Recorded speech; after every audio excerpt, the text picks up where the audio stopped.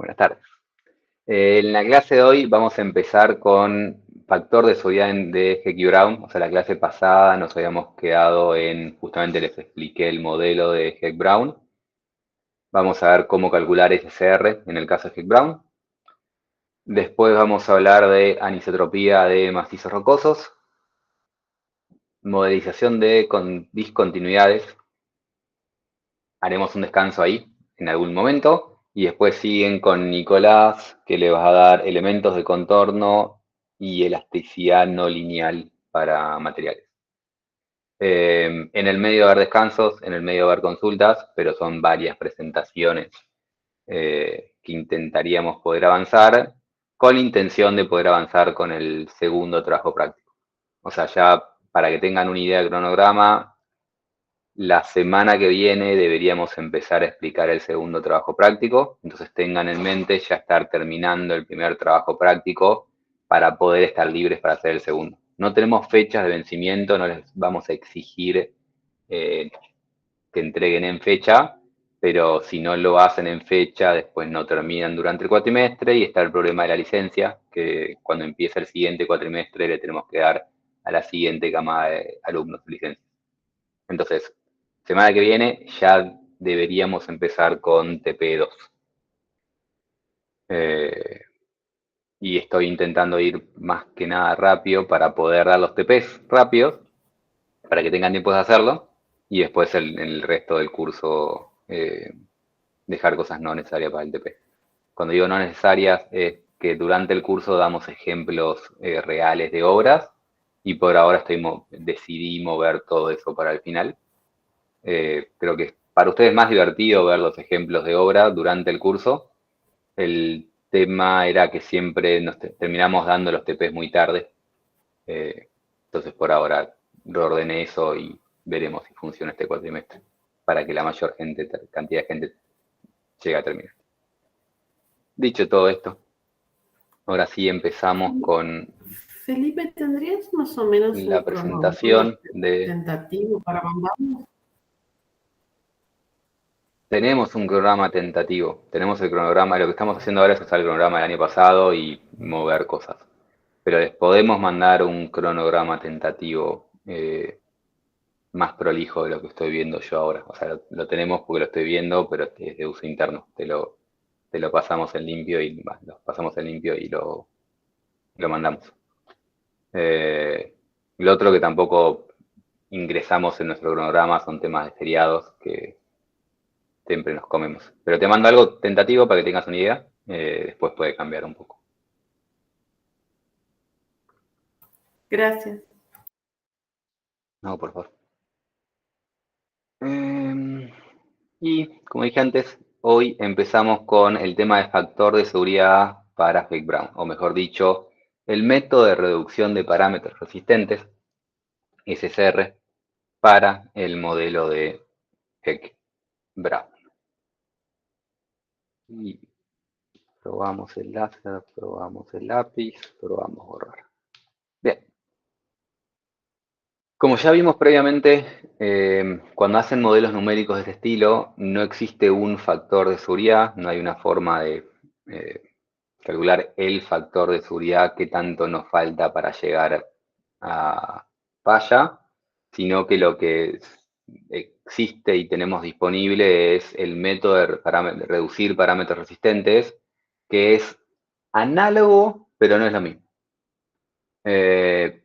Generalmente nosotros intentamos decir esto es el valor del SSR o del FSR en función de qué programa utilicen, e intento no decir factor de seguridad o FOS para no confundir con el otro.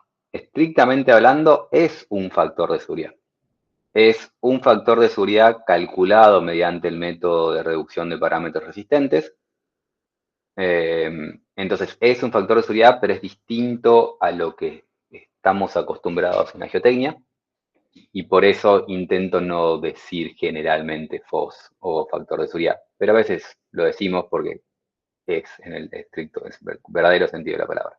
Que cuando hacemos este método tenemos una estructura que es estable y empezamos a reducir nuestros parámetros resistentes materiales hasta que numéricamente deja de ser estable. Entonces es un tema de convergencia numérica hasta cierto punto, y hay que tener cuidado cuando informamos SSR, que estemos informando realmente un colapso y no sea un problema de convergencia vinculado a otras cosas. Entonces es un poco más complicado de asegurarse que está bien calculado comparado con equilibrio límite, pero no es mucho más difícil. Vamos reduciendo parámetros hasta que de alguna forma identificamos una falla y decimos que tendríamos que haber reducido esa resistencia, esa cantidad de veces, para que mi suelo colapse. Y llamamos eso nuestro factor de seguridad numérico, que es otra forma que se llama. Esto tiene sentido y es sencillo de implementar para MOR y es sencillo de implementar para otros modelos constitutivos, porque está claro cuál es mi parámetro resistente a reducir. En MOR resiste por cuánta cohesión y cuánta fricción le tengo. Entonces voy reduciendo cohesión y fricción por iguales hasta que deja de converger y colapsa mi estructura. Con MOR esto es, digo sencillo, no sé si la palabra es sencillo, pero no hay mucho debate de cómo hacerlo. El tema es que cuando vamos a Heck-Brown tiene un montón de parámetros para la superficie de fluencia y todos estos parámetros de cierta forma están vinculadas a mi resistencia al corte. Entonces cuando yo quiero reducir mi parámetro resistente, no está claro cómo debo reducir parámetros. Porque está claro que todo esto afecta y está claro que de cierta forma tengo que estar bajando, para decir algo, y reduciendo mi resistencia a la compresión, pero no está claro qué hago con el resto. O sea, este parámetro A me cambiaba cuál era la curvatura de mi suelo. ¿Debería modificar la curvatura? ¿Debería cambiar este S que es función del GCI de mi roca? Para decir que aparte de reducir resistencia a la compresión, ¿debería de alguna forma afectar el S y intentar tener en cuenta una reducción de qué tan sana está mi roca? ¿Debería afectar la relación entre tracción y compresión? Porque no es la misma para distintas rocas. Mientras más peor es mi roca, generalmente esa resistencia a la tracción baja más que lo que baja la resistencia a la compresión. Entonces no tiene un set claro de cuál es el parámetro del corte, entonces no sabemos qué dividir por SSR hasta que colapse, y cada persona que lo implementa cosas ligeramente distintas. No son extremadamente distintas en cuanto a resultados, pero sí son distintas y explica hasta cierto punto por qué cuando hacen el mismo modelo exactamente igual en FLAC que en Flaxis, el valor que les va a dar de SCR es distinto. Entonces, vamos a explicar muy someramente lo que hace cada programa, para que sepan por qué la cuestión está de tanto debate de cómo hacerlo. Tenemos que reducir estos parámetros, vuelvo un segundo para atrás, tenemos que reducir en principio estos parámetros para captar que en realidad no, para captar justamente el movimiento de la superficie de fluencia de la negra hasta la roja. Cada uno propuso algo distinto y, por ejemplo, FLAC lo que propuso es, tengo un punto en cierto lugar que está lejos de mi superficie de fluencia, quiere ver cómo reducir la resistencia esta negra hasta que toque mi punto actual. Y lo que hace FLAC es, para la tensión que tiene ese punto, buscar un equivalente de Mor Coulomb pasante por la superficie de fluencia de Heck-Brown. Para este Mor Coulomb equivalente le busca la cohesión y el ángulo de fricción tal que sea tangente a la superficie de Heck-Brown, y a esa cohesión y a y ese ángulo de fricción los reduce por SSR, y ahora con estos parámetros reducidos busca una superficie de Heck-Brown que sea tangente a esa tangente reducida. entonces termina reduciendo, como que le busca la tangente a la superficie original y busca una nueva superficie que sea tangente a los parámetros reducidos. Esto se le ocurrió hacer a Flack y no tenemos forma de decir si está bien o mal, es lo que implementó Flack, que es razonablemente directo. Bien. Por otro lado, RS, o sea, RS2, RS3, Rock Science, lo que hizo fue tomar un enfoque distinto. Como justamente lo que queremos reducir es la resistencia que tiene mi material, lo que dijo RC2 es, o RC3, lo que dijo Rock Science es, yo lo que debería hacer es calcular una resistencia reducida y mi SCR es justamente el valor que hace que la resistencia original se reduzca hasta que colapse. La resistencia al corte en Heck-Brown tiene esta pinta en función de los parámetros materiales. O sea, así se calcula la resistencia al corte, el tau de falla que tendría el sólido. Así se calcula la resistencia al corte y por lo tanto la resistencia al corte reducida sería esto mismo, con asteriscos por todos lados. Y lo que tiene que hacer ahora RS es, me faltan asteriscos por ahí, tal vez me olvidé alguno más. Sí, me olvidé alguno más. Lo que tiene que hacer ahora RS es ver cómo reducir A, M, S y sigma tal que sea tau reducido sea igual a el tau de falla original reducido por el SCR.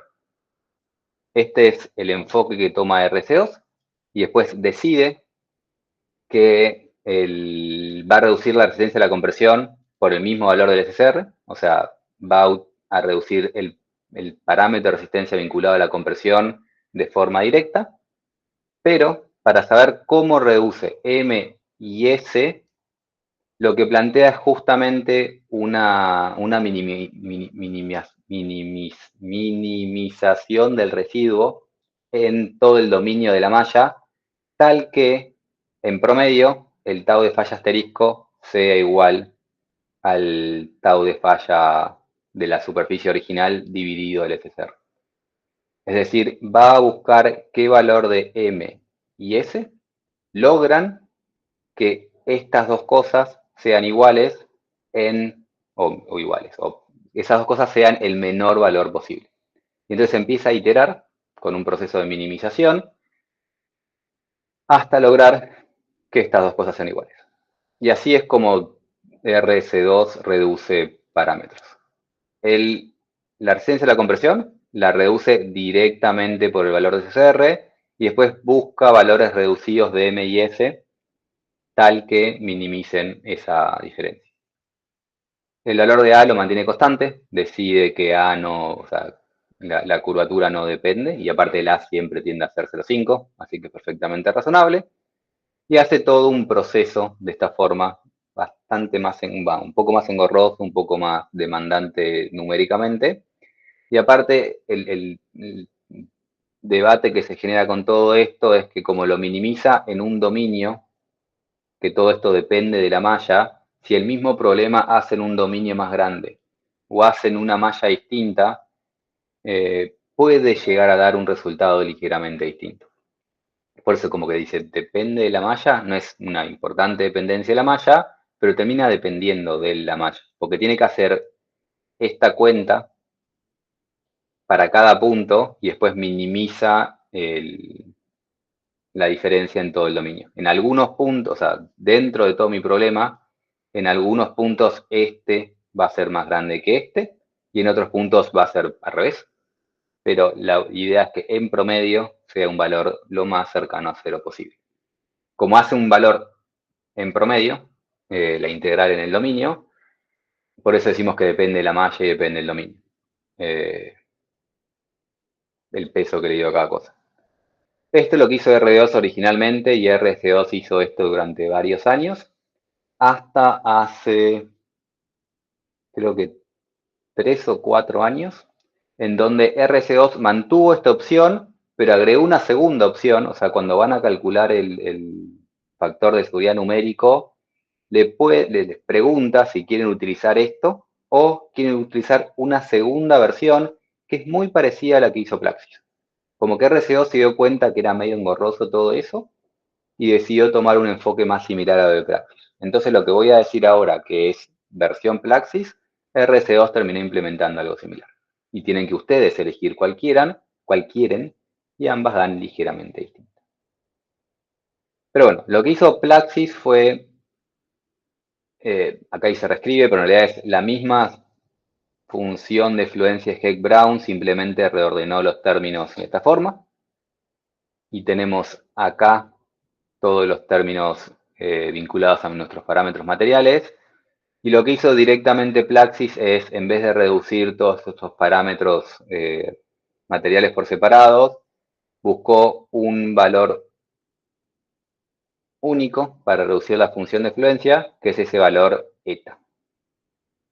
El tema es que este valor eta, que reduce toda la función en conjunto, no es exactamente igual al SSR, lo que es un factor de reducción, y después vincula ese valor eta al SSR, asemejándolo de vuelta a una especie de Mohr Coulomb y calculando un ángulo de fricción tangente. O sea, busca nuevamente el ángulo de fricción tangente a la superficie reducida, y vincula justamente cómo cambia el ángulo de fricción original respecto al otro en función de eta, para calcular después el SSR. O sea, dicho de otra forma, lo que hace básicamente es empezar a aumentar eta hasta que colapsa. Una vez que encontró el eta que colapsa, hace esta cuentita vinculándolo con el ángulo de fricción para ver cuál es el SSR vinculado a ese eta. Y esto es lo que terminó haciendo Plaxis. Y ahora en RC2, ahora hace unos años, RC2 tiene una versión muy similar a esta para el factor de seguridad. Bien, vimos lo que hizo lo que hizo RC2 y lo que hizo Plaxis. Y por último, les mostramos lo que hizo Ledesma para el mismo problema de Heck-Brown. Si se acuerdan, cuando hablamos de la dependencia del ángulo de fricción en función de la presión, les hemos comentado de que dentro de nuestro grupo, Osvaldo empezó justamente a hacer un código para hacer un modelo que tenga una superficie de fluencia de Mohr Coulomb, pero que ese ángulo de fluencia dependa de la presión. Entonces podíamos tener que en superficie el ángulo de fricción era más grande y a mayor confinamiento bajaba el ángulo de fricción. Cuando implementó esto, había logrado calibrar el modelo también de Mohr Coulomb para que siga la curvatura de Heck-Brown. Y entonces, no era igual que Heck-Brown, pero era un modelo de Heck-Brown, modelo de Mohr Coulomb, que al ojo humano era prácticamente igual. Y ahora, como tenía un modelo de Mohr Coulomb que daba muy similar a Heck-Brown, podía implementar un SSR tradicional y reducir la cohesión y la fricción por el SSR. Es lo que hace es reduce la cohesión y reduce la fricción, el modelo de Ledesma, pero inclusive lo hace de una forma más simple, que es manteniendo el vértice del cono. O sea, la superficie de fluencia tiene este vértice, ese vértice es la resistencia a la tracción triaxial, que es prácticamente igual a la resistencia a la tracción uniaxial. Y lo que se hace numéricamente para reducir tanto cohesión como fricción es mantener este punto igual, SCP, y lo que haces es bajar el ángulo de fricción. Si vos mantenés fijo el vértice y bajás el ángulo de fricción, obviamente estás bajando el ángulo de fricción por el SSR, pero también a medida que vas bajando ese número, te va bajando la cohesión, que es la coordenada sobre ese eje. Entonces es mucho más sencillo implementar, poner un vértice constante, referenciar todo el vértice y sencillamente bajar el ángulo de fricción hasta que llegamos a colapso. Al hacer esto, el SSR es comparable con cosas usuales, las que estamos acostumbrados a pensar en términos de SSR, porque no es algo raro de bajar ciertos parámetros confusos, sino es simplemente bajar un phi. Y esto es lo que implementó Ledesma. Lo que se hizo después, hace unos años en el grupo, Alejandro Kerguelen trabajaba en SRK Argentina con nosotros, o sea, yo ya no estoy en SRK. Cuando yo trabajé en SRK Argentina, trabajé con Ale, después Ale se fue a SRK Colombia y sigue allá. Pero Ale lo que hizo fue justamente probar cuánto cambiaba realmente el valor de seguridad numérico, el SSR, probando RC2, FLAC, Plaxis, el default Heck Brown de Plaxis y el Plaxis Ledesma. O sea, ese Heck Brown propio, acá es Ledesma. Para ver en el caso de un ensayo triaxial, cuánto cambiaba el factor de seguridad de esta probeta triaxial en los distintos programas. Hizo la prueba y llegó a este valor. El comentario de arriba es, vale siempre, no solo en Heck Brown. El SSR no nos da lo mismo que nos daría si hiciésemos el típico factor de seguridad, que en el caso de rocas uno está tentado justamente a ver la relación entre la resistencia a la compresión y la carga deviatoria que le está imponiendo. Eso es lo que es el factor de seguridad tradicional de este tipo de cosas. Eso no es igual a SSR en ninguno de los casos. Es lo primero que vio. Y después acá abajo tenemos los distintos valores de SSR para distintos valores de tensión y cómo va cambiando entre los programas. Como se dan cuenta, no cambia radicalmente, no es que en un caso da 2 y en otro caso da 3, pero los valores cambian entre los programas. Y lo que hace Plaxis y lo que hacía Ledesma es bastante similar en la mayoría de los casos. Dándole, o sea, no quiere decir que lo que hace Plaxis está bien, sencillamente que en mi mente esto es racional. Lo que está haciendo Plaxis da similar a lo que propuso Ledesma y los otros dos dan ligeramente distintos por cómo justamente bajan los parámetros. Entonces, cada programa reduce parámetros distintos, pero tampoco radicalmente distintos. Lo que sí, lo mismo, de 2,5 a 2,7 hay una diferencia. Y inicialmente, si no lo saben, tal vez se pueden llegar a sorprender. Tienen exactamente el mismo modelo y de repente les cambió de 1,6 a 1,7. Es algo que uno no esperaría en este tipo de cosas. Y no es que está mal implementado uno de los dos, sino que implementaron cosas distintas. De todas formas, lo que tienen que recordar cuando vean estas diferencias, en particular de Heck Brown, es que Heck Brown de por sí era un modelo con muchas incertidumbres y más que nada cualitativo.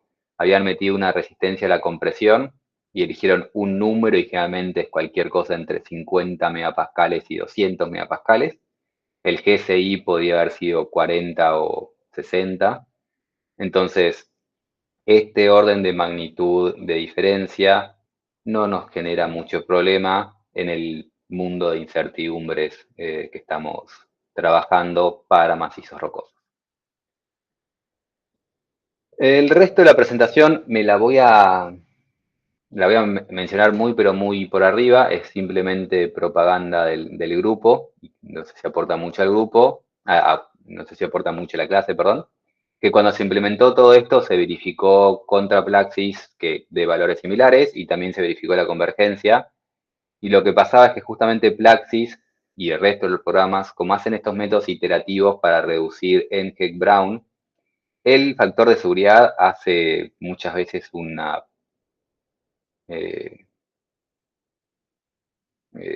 cosa inestable de que sube y baja y sube y baja y sube y baja y sube y baja y sube y baja porque está iterando para intentar reducir algo, mientras que el modelo implementado de la forma Ledesma que solo bajaba el ángulo de fricción era mucho más directo. Esto de que queda tan perfectamente convergido horizontal solo se da en casos controlados y sencillos tipo traxial. Cuando quieren hacer un caso real, esto también hace un poco de ruido, pero mucho menos que el resto. Convergen en menos cantidad de pasos y hacen menos ruido que el resto porque no está haciendo tantas cuentas complejas para converger. Entonces hizo pruebas para verificar que lleguen al mismo valor. O sea, justamente acá están viendo el valor de Plaxis original versus Ledesma, Praxis original versus Ledesma. Llegan al mismo valor, pero llega más rápido y más estable, en este caso particular. Van a un caso distinto y también se verificó, o sea, no pueden verificarlo solo por un traxial, se verificaron otras estructuras que también se va la misma tendencia, pero ya ambos tenían cierto movimiento. Si a alguien les interesa, no lo voy a mostrar en este momento porque es un video súper largo, Ale Kerguelen se tomó el trabajo de ir en los distintos programas cargando un montón de cosas para mostrarles, o sea, en este caso es mostrarles cómo cambia la superficie de Ground, pero también más adelante tienen cómo carga el triaxial en Phase 2. Phase 2 es el viejo RCO. Cómo carga esto en FLAC, cómo carga esto en Plaxis, son todas versiones viejas. Pero si alguien tiene ganas de ver cómo un Alejandro carga cosas en modelos, el video se los podemos pasar. Me lo voy a evitar totalmente porque son 4 minutos de ver a Alejandro hacer clics. Y con esto termino Heck Brown, que era lo que había quedado suelto de la clase pasada. ¿Alguna consulta de Heck Brown?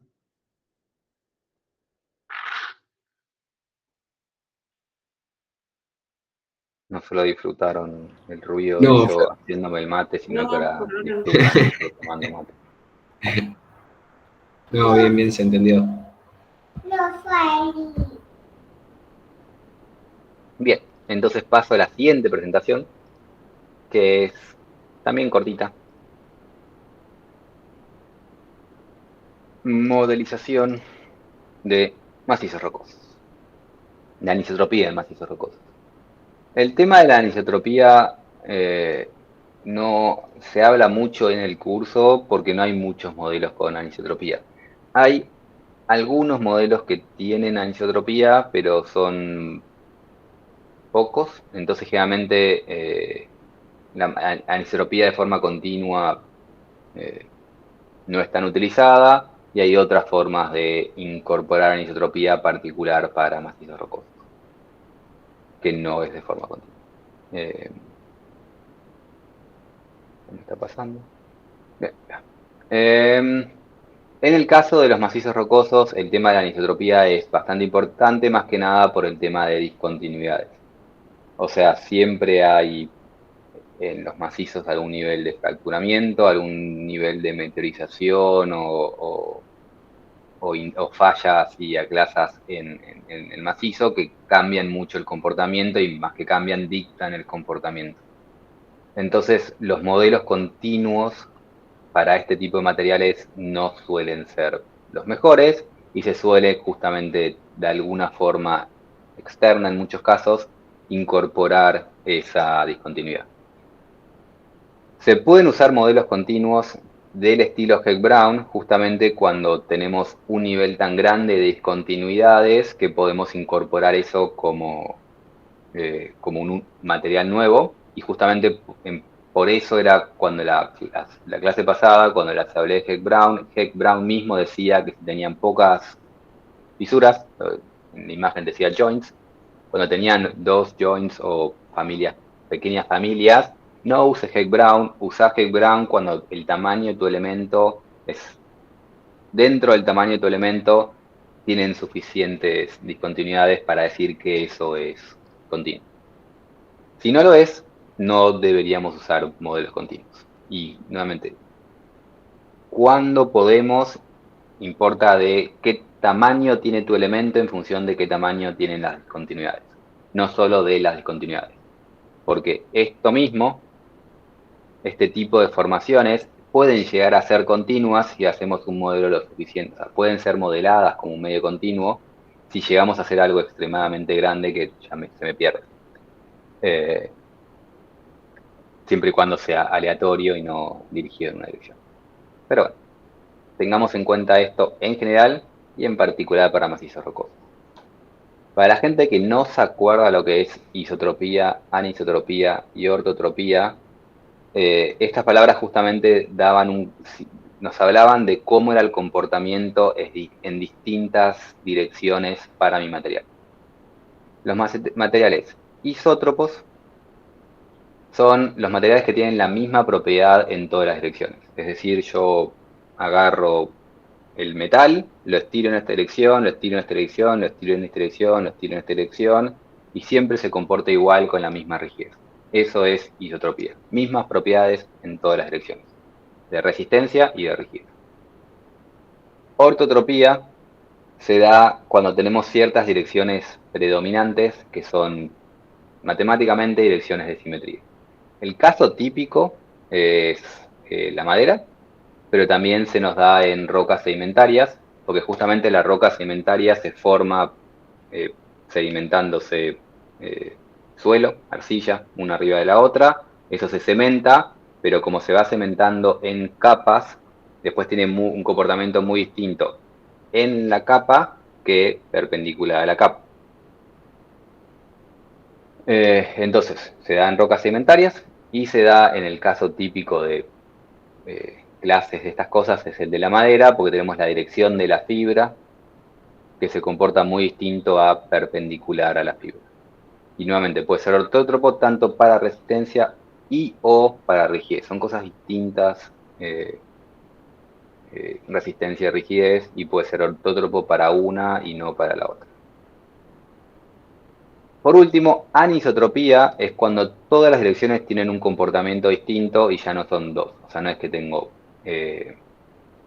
fibra y perpendicular a la fibra, sino que esto es un poco más caótico y empezamos a tener un comportamiento distinto en todas las direcciones, que se da hasta cierto punto en rocas que están meteorizadas, pero no tan meteorizadas. Si está suficientemente meteorizado, vuelve a ser isótropo, pero cuando tienen un par de fisuras, empiezan a tener comportamiento muy distinto por la presencia de estas fisuras, y si las fisuras no están alineadas en una dirección, termina siendo anisotrópico. Para modelar anisotropía hay distintas opciones. O sea, podemos intentar modelar esta anisotropía como medio continuo, dentro de programas de medios continuos de distintas formas. Una es buscar, y ahí sí vemos la imagen de acá, buscar algún tipo de comportamiento tanto para rigidez o resistencia anisotrópico para mi material. O sea, yo puedo hacer una función de fluencia como esta de acá, que no esté centrada respecto al eje hidrostático, y entonces va a tener un comportamiento anisotrópico, porque si voy en una dirección y voy en la otra, va a tener distinta resistencia.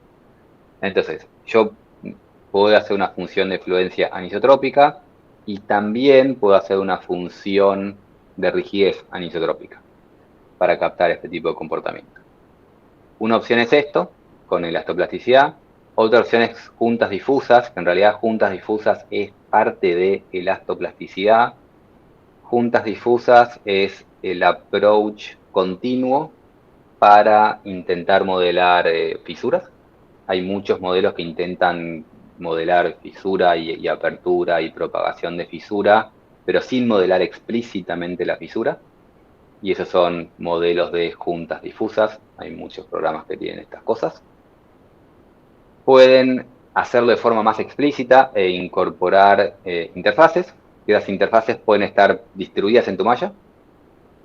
O sea, cuando decimos interfaces distribuidas es, vamos a tener interfaces, pero están aleatoriamente en una malla continua, o pueden estar explícitamente en un lugar particular. O sea, puedo decirle al programa, vos agregame líneas, o vos directamente agregame en la geometría, o sea, nosotros en la geometría agregar una línea, y esa línea es una fuerte interfaz explícita que incorporé, si estoy seguro que en ese lugar tengo una falla en mi macizo rocoso.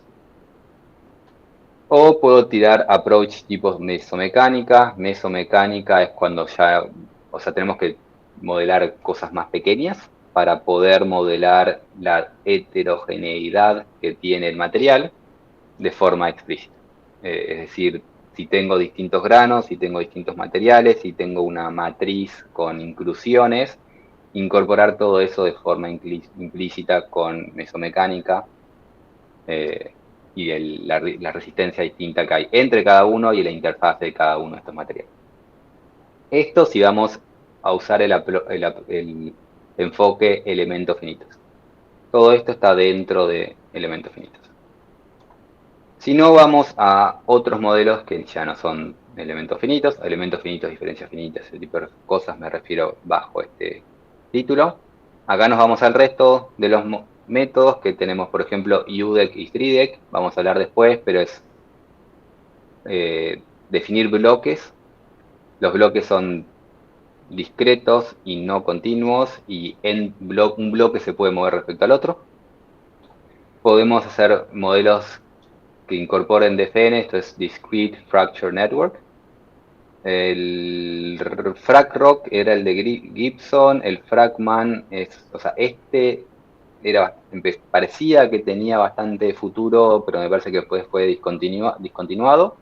Este sigue siendo utilizado hoy en día y creo que es el que más se utiliza dentro de lo que es DFN. Que básicamente es incorporar, como dice el nombre, una red de fracturas discretas en mi dominio. Tenemos métodos de partículas que generalmente son DEM, esto es Discrete Element Method, o sea, es modelos que en vez de tener elementos finitos, que es una cosa continua, tenemos las partículas explícitamente modeladas y se modela interacción entre partículas, generalmente con física. La física tiene que ser más simple que mecánica continuo, pero tiene que modelar todas las partículas y todos los choques entre partículas para ver movimiento de partículas. Y si no, tienen después los modelos tipo el wedge y el unwedge de Rock Science, que son más en realidad estabilidad de taludes, como que definen taludes y se fijan si es estable o no es estable. La imagen es de el Fragman, si a alguien le interesa, que básicamente después vemos un ejemplo de esto mismo más adelante. Entonces, todo esto lo podemos integrar en elementos finitos y también lo podemos integrar en equilibrio límite. Es decir, si nosotros queremos incorporar la anisotropía en la resistencia de nuestro macizo rocoso, hay modelos que permiten modelar esa anisotropía. Justamente les permiten definir distintas direcciones, en función de las direcciones, distintas resistencias, e inclusive depende de lo que están utilizando, puede tener resistencia infinita en una dirección y limitada en la otra, para justamente darle opciones de ángulos de rotura, y generalmente lleva justamente a esta superficie de falla, que si se fijan es como una recta de acá a acá, una recta así, una recta así, esa superficie de falla tipo recta es porque el modelo tiene direcciones predeterminadas predeterminadas de falla, no, menor resistencia en ciertas direcciones, distinta resistencia en distintas direcciones. Cuando hacemos estos modelos, que son una mejora frente a lo que es isotropía, después hay que tener cuidado bien qué resistencia ponemos y en qué direcciones ponemos, porque seguimos aumentando la cantidad de variables que estamos ingresando en un macizo difícil de definir. Pero en general, si nosotros tomamos un macizo rocoso de forma isótropa y no tenemos en cuenta que hay ciertas direcciones con posibles fallas y por lo tanto menor resistencia, el macizo con una resistencia isotrópica nos daba 2, con una resistencia anisotrópica, marcándole direcciones más débiles, nos da menor. ¿Y qué tanto menor? Va a depender justamente de esa dirección. Mientras más alinee la dirección débil a la superficie falla que le queremos dar, a la superficie falla en la cual el talud va a fallar, no se la damos. El talud falla de esa forma, pero bueno, mientras más similar sea la resistencia débil que le ingresamos al material, mientras más parecido sea a esta superficie falla, menor da ese factor de subida. Entonces, si van ligeramente jugando con parámetros, empiezan a tener dispersión en los resultados que están mostrando. Este tipo de cosas de una superficie falla con distintas resistencias en función de distintas direcciones, les debería hacer recordar justamente el ejemplo del carrito que habían visto con Alejo. Con Alejo ustedes habían visto un ejemplo de un bloque, cómo se movía y lo asimilaban a la superficie de fluencia. Cuando empezaban las deformaciones plásticas del bloque, lo pensaban con ese bloquecito que se movía. Y si el bloque era un bloque solamente, nos daba una superficie de fluencia de estilo. Lo que hicieron después con Alejo es a ese bloque le pusieron ruedas. Y cuando le ponen ruedas a ese bloque, cuando lo empujan en la dirección de las ruedas, hace falta menos fuerza para empujar el bloque. Y entonces la función de fluencia era de esta forma, siendo más angosta en la dirección del bloque. Esto mismo es lo que de alguna forma tenemos que representar en nuestro modelo continuo y se va a representar exactamente de la misma forma. Si nosotros le damos una función de fluencia que es más angosta en una dirección que en la otra, hace falta toda esta tensión para fallar en esa dirección y solo esa tensión para fallar en esa dirección.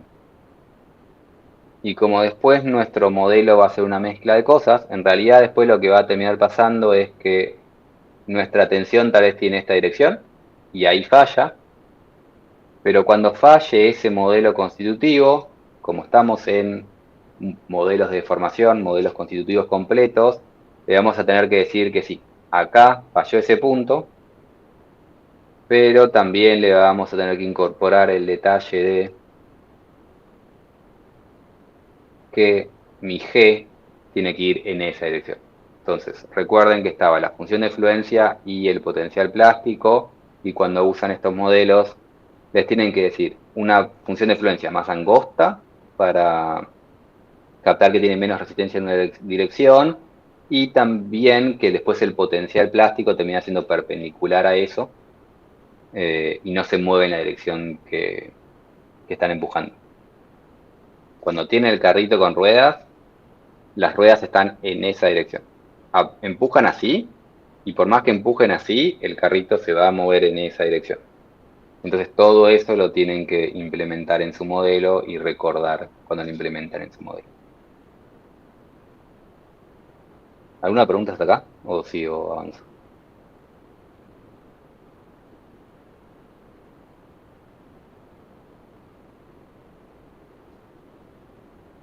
Bien. Entonces, los modelos anisotrópicos tienen una función de fluencia anisotrópica y el potencial plástico acorde a esto. Y hay distintas opciones.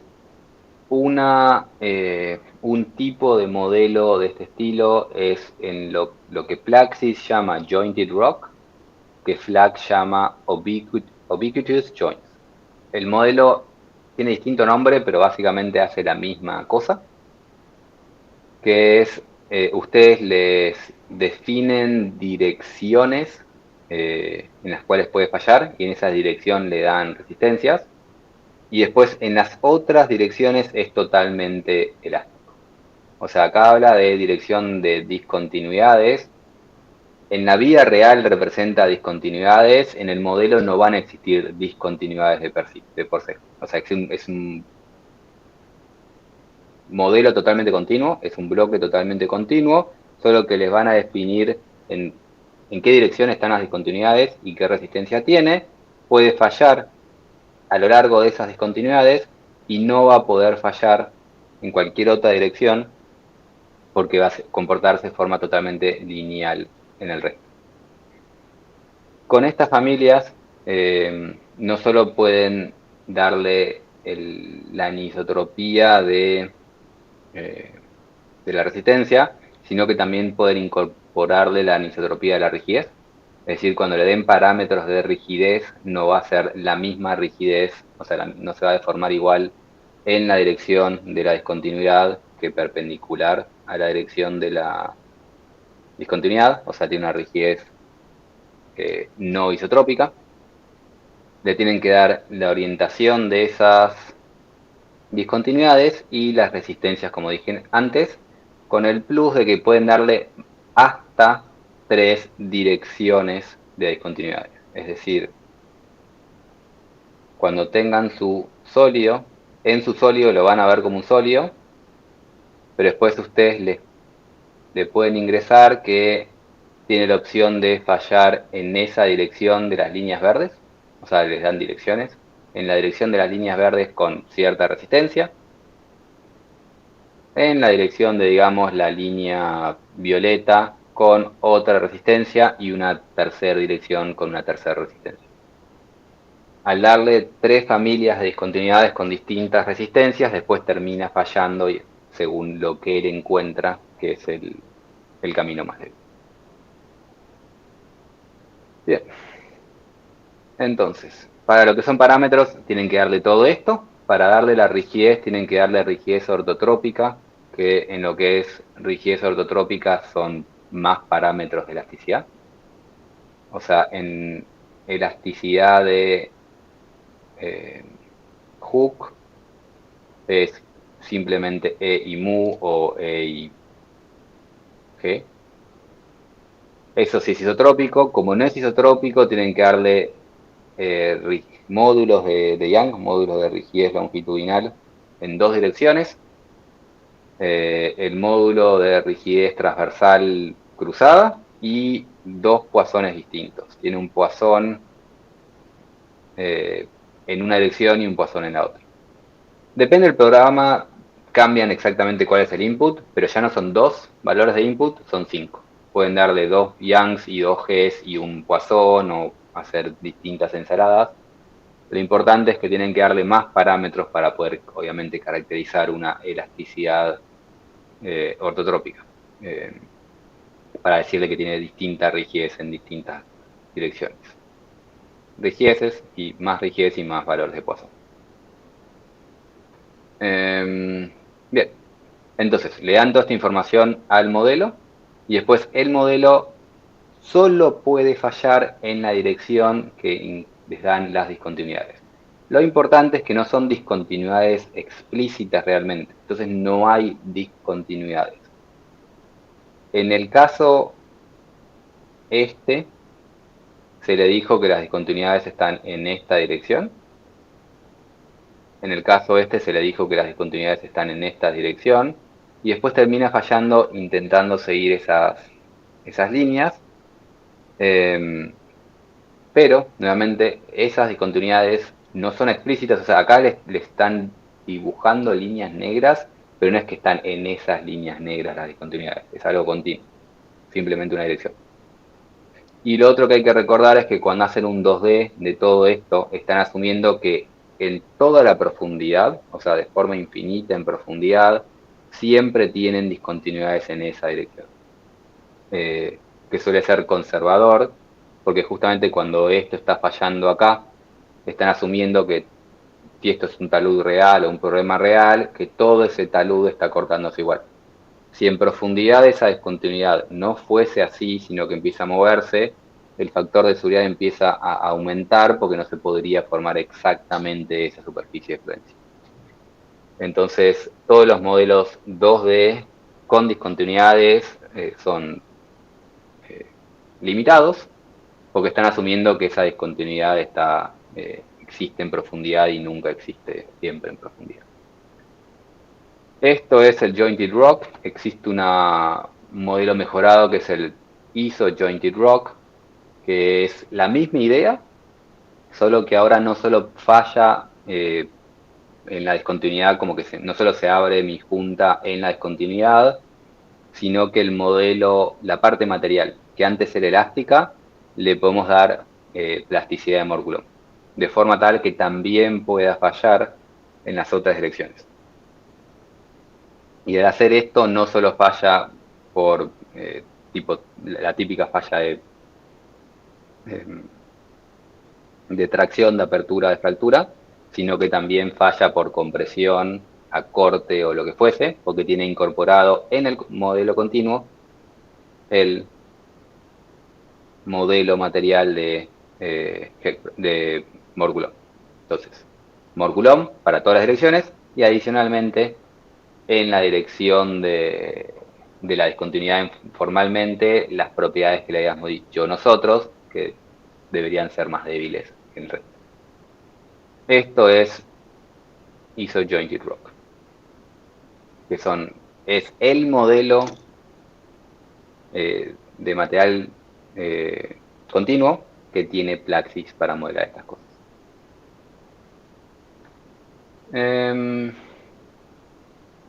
Si alguien está con tiempo y está aburrido y terminó el TP1, puede, si quiere, probar el modelo de justamente Jointed Rock, que lo que tienen acá es un ejemplo de un talud, y a este talud se ingresan estos datos, pero lo importante es que cuando se le dan las propiedades al modelo Jointed Rock, en este caso de arriba, les dicen que esas discontinuidades están orientadas a 30 grados, entonces busco algo que se vaya a ver, que se va a ver celeste.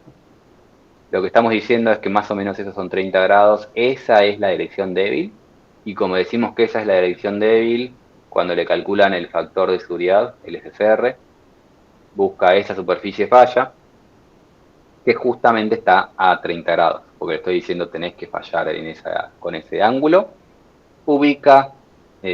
encuentra cuál es el lugar donde más fácil falla a 30 grados. En el caso de abajo es agarrar el mismo modelo y los mismos parámetros, excepto que ahora les dicen que tienen dos familias de discontinuidades, una familia en esta dirección, a 10 grados, y otra familia en esta dirección a 50 grados, y les encuentra la superficie de falla con menor factor de seguridad, que es esa ahí, que justamente encuentra qué combinación de 10 y 50 me da el menor SCR. Y esto es Jointed Rock. Consultas de esta presentación.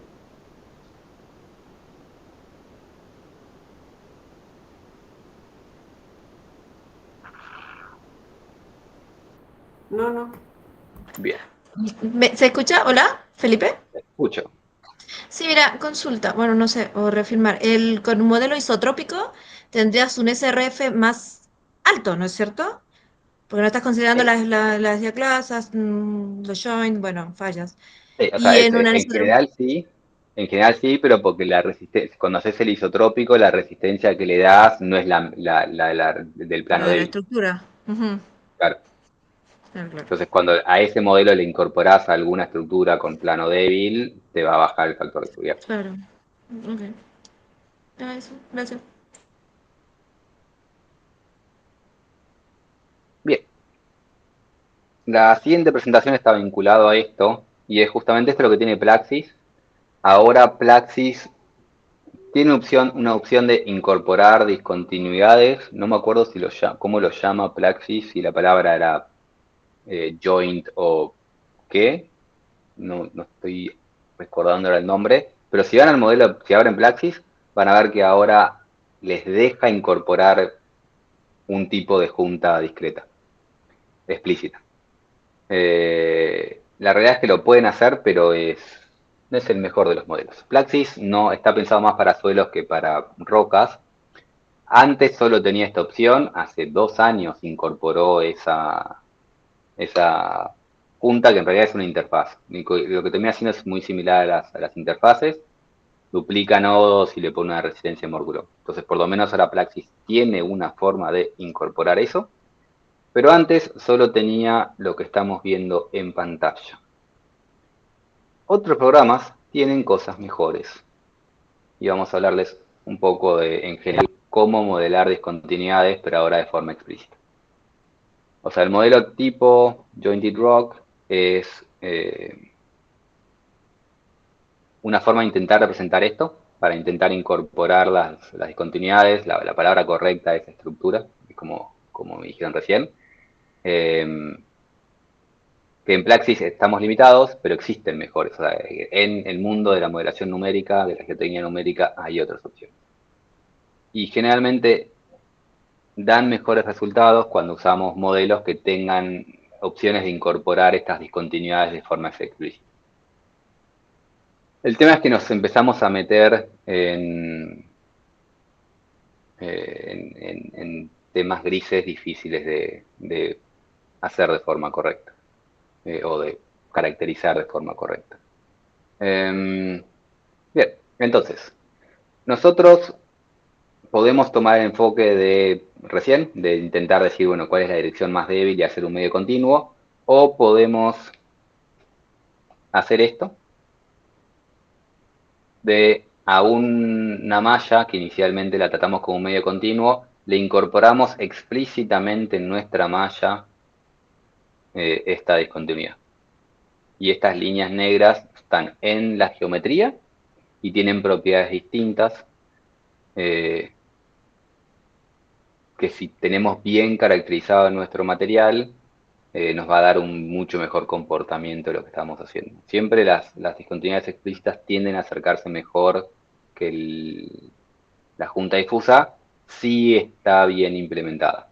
El tema es que es muy difícil implementar esto bien y es tema de debate a nivel académico mundial todavía cómo hacer estas cosas. Mi doctorado justamente estuvo vinculado a poder hacer propagación de fisura con interfaces y es todo un tema complejo que se sigue debatiendo. Pero bueno, si nosotros sabemos realmente que ahí están nuestras discontinuidades y podemos caracterizarlas bien, es una gran ventaja incorporarlas porque ahora vamos a conseguir un comportamiento mucho más localizado, cercano a la realidad y no un promedio. O sea, es decir, que si hacemos esto bien, probablemente el comportamiento del conjunto lo vamos a captar bien, pero no vamos a captar bien el comportamiento local cerca de estas discontinuidades. Entonces vamos a poder captar mejor el comportamiento y de hecho también podemos caracterizar mejor el material.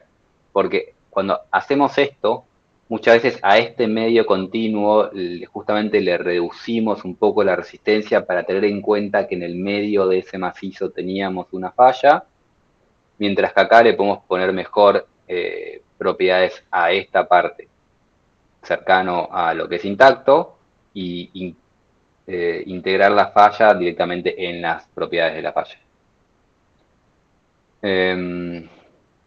Lo otro es que, en general, el tema de incluir estas discontinuidades logran que el ablandamiento sea menos dependiente de la malla. No induce dependencia, no sé si me gusta, siempre tenemos dependencia, pero es menos dependiente de la malla. Y con esto nos referimos a que uno de los grandes problemas con estos materiales es que si ustedes hacen un Q epsilon, hace esto así, y de repente rompe y hace esto de alguna forma. Lo que están viendo ahí es el momento donde se rompe la cohesión, entonces hay como un saltito que cae.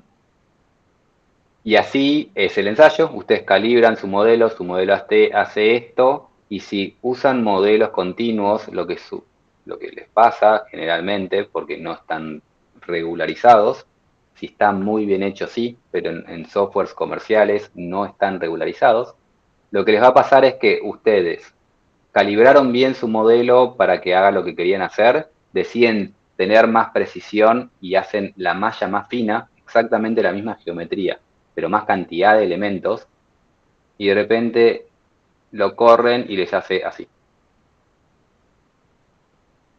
Mientras más agregan elementos, más frágil se les vuelve el material, porque hay un problema de dependencia de la malla asociado a lo que son los fenómenos de ablandamiento. ablandamiento es esta pérdida de resistencia. Con discontinuidades esto pasa menos. Hay un sesgo de malla, pero no hay tanta dependencia de malla. Entonces evitan ese problema en general. Entonces numéricamente es más mejor, estaba por decir. Numéricamente es mejor. Las desventajas es que ahora tengo que caracterizar mejor el material. Tengo que saber cómo caracterizar bien esa discontinuidad y cómo caracterizar bien la roca entre las discontinuidades. Y después lo otro es que es más difícil modelarlo porque si yo estoy explícitamente incorporando cada una de estas, de estas cosas de la estructura, la malla y la geometría se me vuelve bastante complicado. En la que están viendo no, porque son 3 líneas rectas, pero después vamos a ver que en ciertos casos donde esa estructura es chiquita comparada con lo que es mi dominio, incorporar muchas de esas liñitas me hacen la malla extremadamente compleja de hacer y realmente de mala calidad, arrojando malos resultados. Entonces no es gratis agregar liñitas, hay que ver si realmente podemos agregar liñitas. Pero bueno, de alguna forma agregamos una línea. Como agregamos una línea, tengo que buscarle parámetros a mi discontinuidad. Y la resistencia de mi discontinuidad depende de un montón de cosas, pero depende más que nada de justamente cómo es esta discontinuidad. Entonces, la discontinuidad lo que va a pasar es, quiero caracterizar la resistencia, que es justamente qué tan difícil es que se mueva un plano respecto del otro, a un lado y al otro de la discontinuidad. Esa resistencia va a depender de la fricción misma del material, que eso es, si ambas superficies fueran totalmente planas, esa es la fricción, el ángulo de fricción del material. Después tenemos el tema de rugosidad, porque en realidad mis manos no son perfectamente planos, tienen onditas, y más si tengo una roca, la rugosidad de la roca en realidad es los granos que tienen esas discontinuidades. Esa rugosidad como que me aumenta mi fricción, en realidad me aumenta mi resistencia. Estos son los granitos. La ondulación es la forma, porque no es lo mismo si esa discontinuidad es esto, con cierta rugosidad, no va a ser lo mismo que si mi discontinuidad es esto. Porque para que esa superficie deslice ya es mucho más complejo, porque es curvo. Entonces, la curvatura de esa rugosidad aumenta la resistencia. Cómo están estas superficies, mientras más liso, mientras más pulido está la superficie, menos resistencia. Temas de puente de roca, que vamos a hablar más adelante, y el tema del relleno, porque tal vez es muy común que en las fallas, o sea, hice una falla, pero después adentro de mi falla se me llena de arcilla, y si yo tengo una falla que está toda por adentro rellena de arcilla, en realidad los parámetros resistentes de esa estructura no van a depender de la superficie de la discontinuidad, sino del ángulo de fricción de la arcilla, porque lo que va a resbalar es la arcilla con la arcilla. Entonces tengo que ver si está llena, de qué se me llenó, para buscar del parámetro resistente a ese relleno. Pero bueno, todos estos factores aumentan la resistencia de mi discontinuidad y también el tamaño que presenta mi discontinuidad. Porque una discontinuidad similares características, más largas, mientras más larga es, menor es la resistencia. Mientras aumenta mi longitud, se reduce la resistencia, porque es más probable que tenga un punto débil y porque una vez que empieza a propagar una fractura, por más que arranca en un lugarcito, se me propaga por todos lados. Entonces, generalmente cuando aumento la longitud de esa discontinuidad, baja su resistencia, que es esto de acá, baja la resistencia con mayor tamaño y aumenta la ductilidad, o sea, se vuelve más dúctil, más contraíble y menos dilatante. Entonces, este punto pasa acá, menos resistencia, contrae menos, dilata más, perdón, contrae más, dilata menos, que es lo mismo que estamos viendo acá, contrae más, dilata menos, Entonces, no solo tengo que ver las características de esa interfaz, sino la longitud de esta interfaz. Existen varios modelos para poder caracterizar esta resistencia y uno bastante usado es el modelo de Barton y Bandis. El modelo de Barton y Bandis es básicamente la idea de siempre de Mohr Coulomb, o sea, Mohr Coulomb es tau es igual a sigma por tangente de phi. Eso es Mohr Coulomb. Barton y Bandis agarra esa misma idea, resistencia al corte es igual a sigma, ahora vamos a ver qué es cada sigma, multiplicado por la tangente de phi más un término adicional. Entonces, es la misma idea de resistencia al corte por fricción de siempre.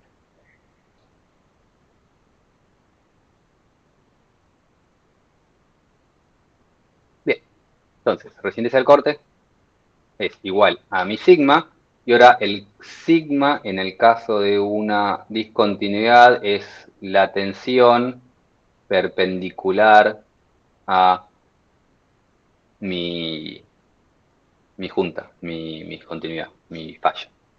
Mientras, o sea, el sigma n justamente es la tensión normal, y en este caso es la tensión normal a la junta, o sea, no es que me importa el vertical o el sigma 1 o el sigma 3, tengo que ver qué dirección tiene mi junta y siempre buscar perpendicular a mi junta, eso es sigma n.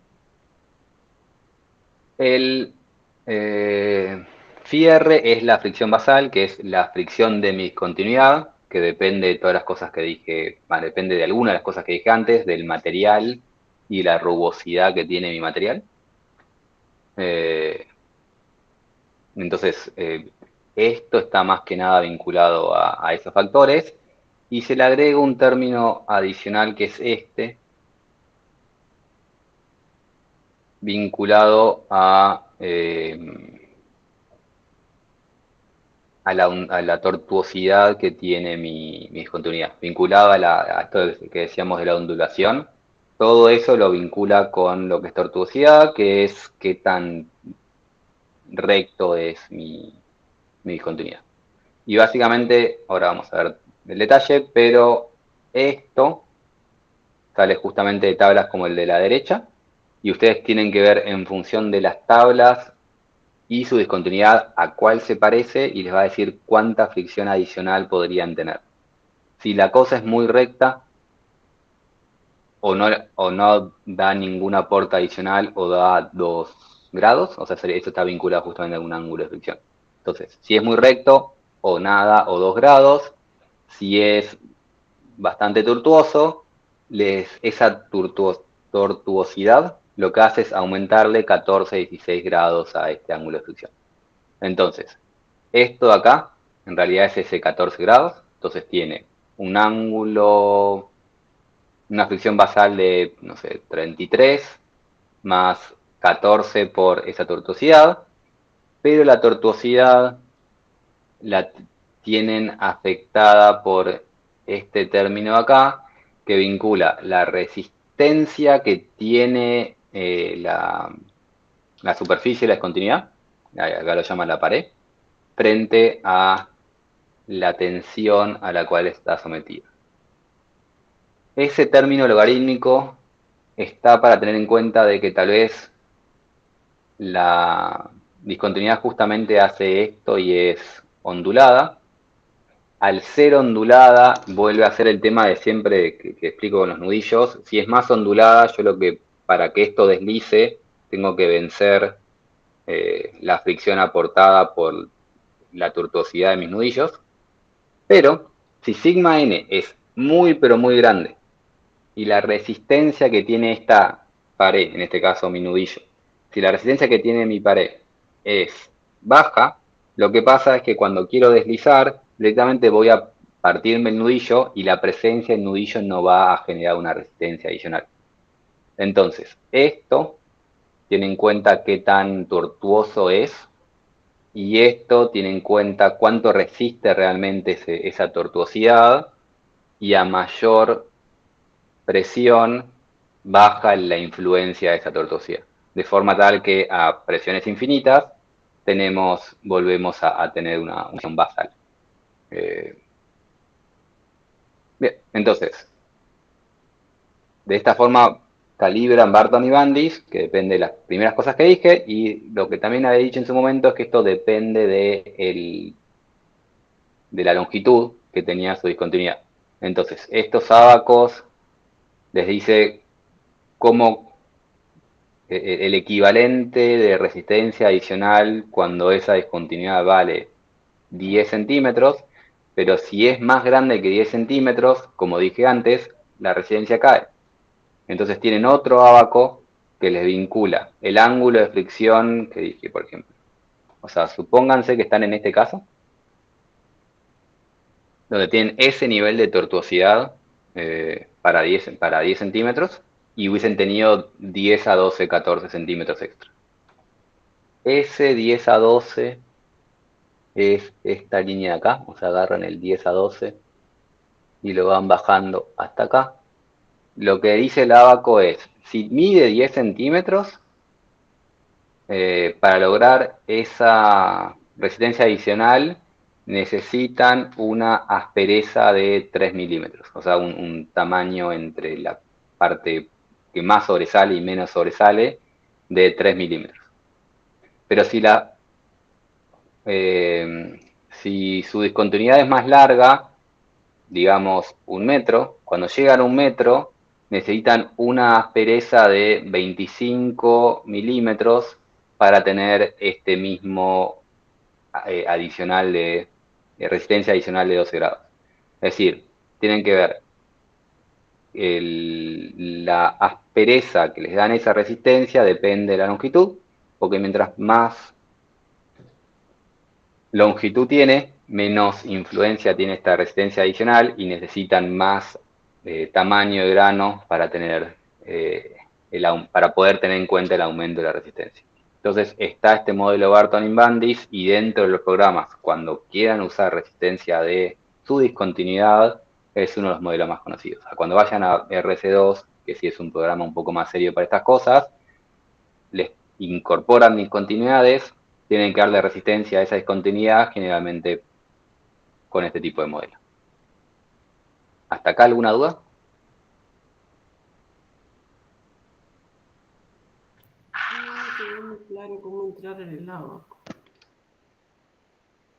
¿Cómo, perdón? No me quedó muy claro cómo entraste en el ábaco.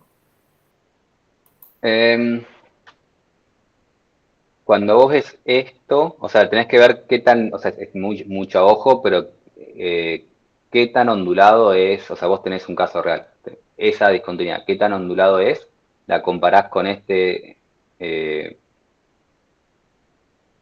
esquema para una longitud de 10 centímetros, y lo otro es que tenés que asegurarte que esto tiene que tener, o sea, si estás en este caso, para saber si tenés este nivel de rugosidad, tenés el otro abaco que te dice que en función de la longitud real de tu material, o sea, de tu discontinuidad, si tu discontinuidad mide 10 centímetros, después tenés que tener una aspereza de grano, o sea, en tu discontinuidad, cuando veas tu junta, tenés que tener una aspereza de 3 milímetros si mide esta longitud. O 1 metro si mide esta longitud. O sea, vos te fijas qué aspereza tenés en función de qué longitud tenés total de discontinuidad y en función de esta aspereza y esta longitud, entras al ábaco, ponele que tenés 10 y 1 metro, entras acá y acá te sale cuál es el JRC de rugosidad vinculado a eh, a tu junta en particular. Y eso es para ver la aspereza de tu discontinuidad en particular. Estoy yendo medio rápido porque como que mi mente no es el motivo principal del curso, pero si le interesa más y quieren que vaya más lento, puedo ir más lento. La diapositiva anterior, la tablita esa se puede medir con algo que se llama el peine de Barton. Y ahí puedes tener más certeza de cómo es la forma de la rugosidad. Esta tabla. Como dato de color. Gracias. Porque honestamente tampoco sé tanto sobre esto. O sea, creo que trabajé en un solo proyecto que tuve que incorporar esto y había otra persona que sí sabía que estaba haciendo la caracterización. Gracias por el comentario. Nada de nada.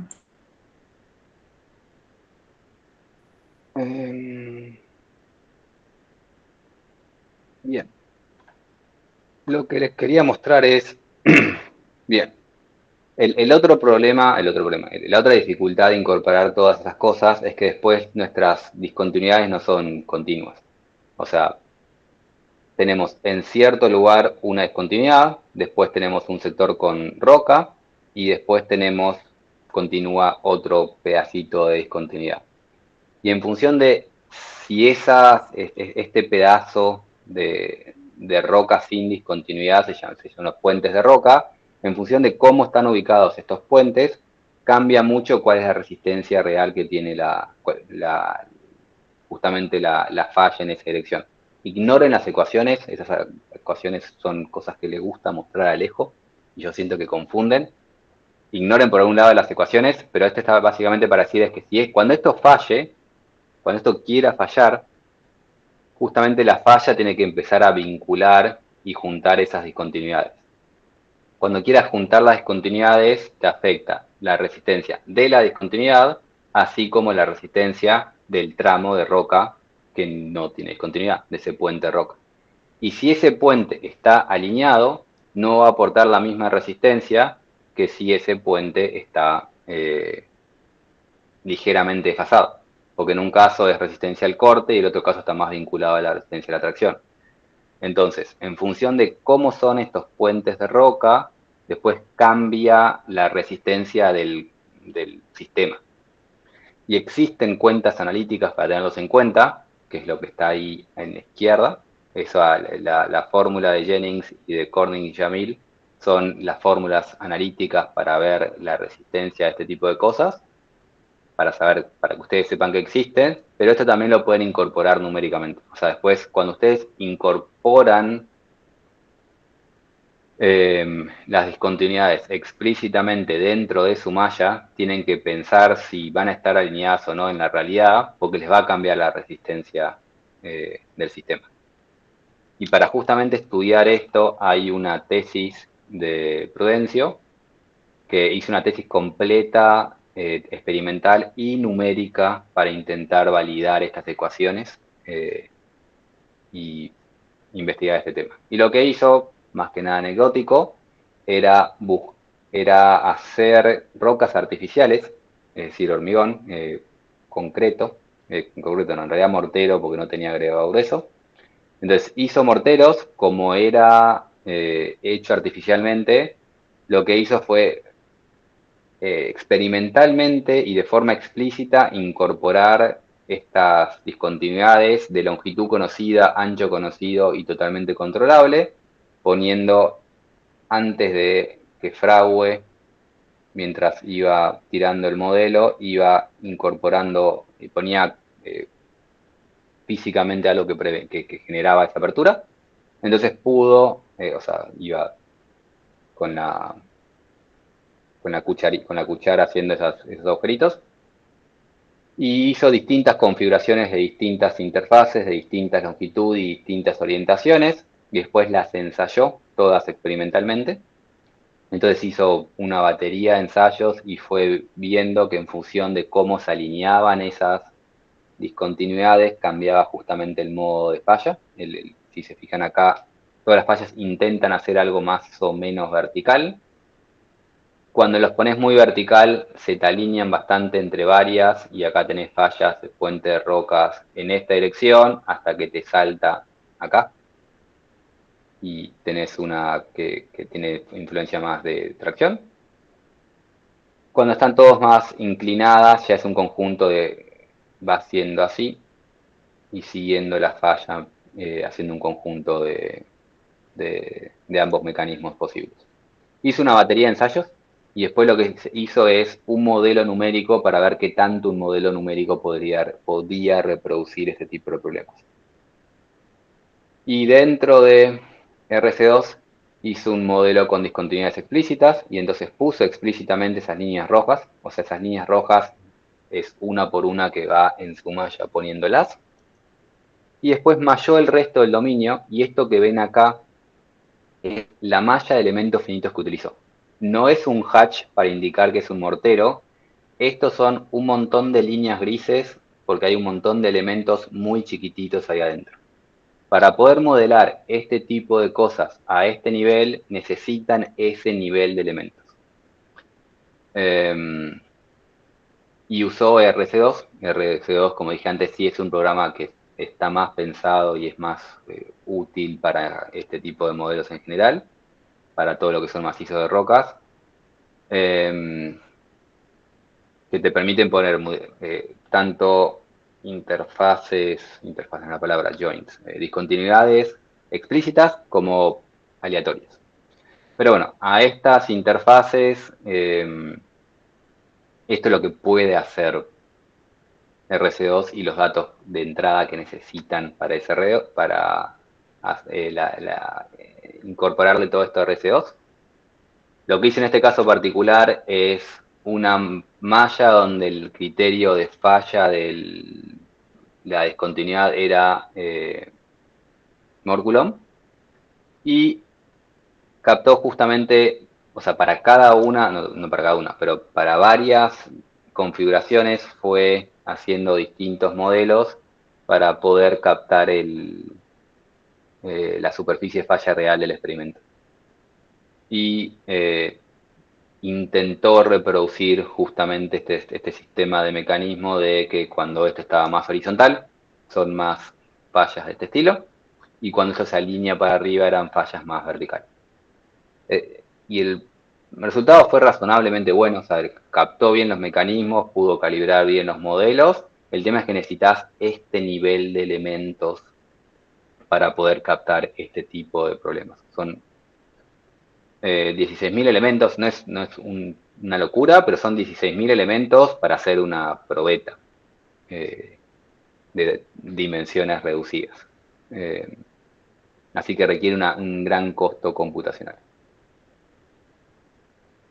Bien, ahora sí, para hablar un poco más de RC2, como les dije antes, en RC2 pueden incorporar esas interfaces de forma explícita, o sea, ustedes en la malla lo ponen, pero ese RC2 también ustedes pueden incorporar la estructura de forma automática. Ustedes a su continuo, a su modelo, les puede decir a cada pedazo que les incorpore automáticamente discontinuidades. Y tienen distintas opciones. Tienen la opción de poner una sola dirección de forma totalmente determinística, o sea, le indican la dirección y la separación entre juntas, y acá sí son juntas a diferencia de lo anterior. Cuando les mostré el de Plaxis de la presentación anterior, no había separación porque era un continuo. Acá sí hay separación, o sea, RC2 va a incorporar exactamente explícitamente esas interfaces con esas separaciones, y pueden hacerlo esta opción de formas paralelas entre sí. Pueden hacer algo similar de darles una distribución, pero ponerle con cierta aleatoriedad distancias en perpendicular a la familia que estamos imponiendo y distancias promedio entre puentes de roca, o sea, más o menos entre esta y esta, si se fijan, esas dos están alineadas. Entonces les dicen más o menos en promedio cuánto quieren entre esas dos líneas y qué cantidad de líneas quieren, y entonces con ciertos datos de entrada hace una distribución estadística con ese espaciamiento, longitud y persistencia en una dirección. Creo que inclusive tenía más de una, ya no me acuerdo. Pueden hacer una versión cruzada de la versión paralela, o sea, similar a la primera paralela determinística, pero con dos direcciones para generar estos bloques que se puedan mover entre sí. tiene una opción que es totalmente aleatoria, o sea, el de Bayes es, obviamente tienen ciertos datos de entrada, pero es algo bastante aleatorio de, ustedes dicen qué cantidad total, cuál es la densidad que quieren incorporar, y empieza a tirar distintas direcciones para tener cierta densidad final. El veneciano, este era el que me acordaba, el veneciano, que es similar al anterior, similar a esto, pero con distintas familias, o sea, les dan más de una familia, más de una dirección, y también le dicen más o menos cuál es la separación. Fíjense que esto es una línea, más o menos cuál es la separación promedio que quieren, o sea, cuál es el puente de roca y cuál es la longitud de discontinuidades, y les arma esto, o les tira las de Voronoi, que genera estos polígonos extraños, que no es tan útil para discontinuidades, pero sí es útil para modelar otras cosas de medios heterogéneos, y genera mallas de buena calidad. O sea, el problema de hacer estas cosas es a veces el tamaño que necesitan para representarlo. Esto no tiene problemas de tamaño, termina siendo buena calidad de malla, pero no tiene una estructura útil para macizos rocosos. Sí, para otras cosas, como hormigón, que yo justamente trabajé con hormigón y sí usé esas mallas de Voronoi. Pero bueno, esto está dentro de RC2, que les generan estas cosas automáticas, y entonces pueden hacer este tipo de modelos, que es un macizo rocoso, dentro de RC2, incorporando estas discontinuidades de forma explícita. El tema es que después, si ustedes quieren incorporar discontinuidades explícitas de este tamaño, ahí no sé si llegan a ver las líneas verdes, pero ahí hay un montón de líneas verdes, que son las discontinuidades explícitas, y entre línea verde y línea verde hay muy poca distancia.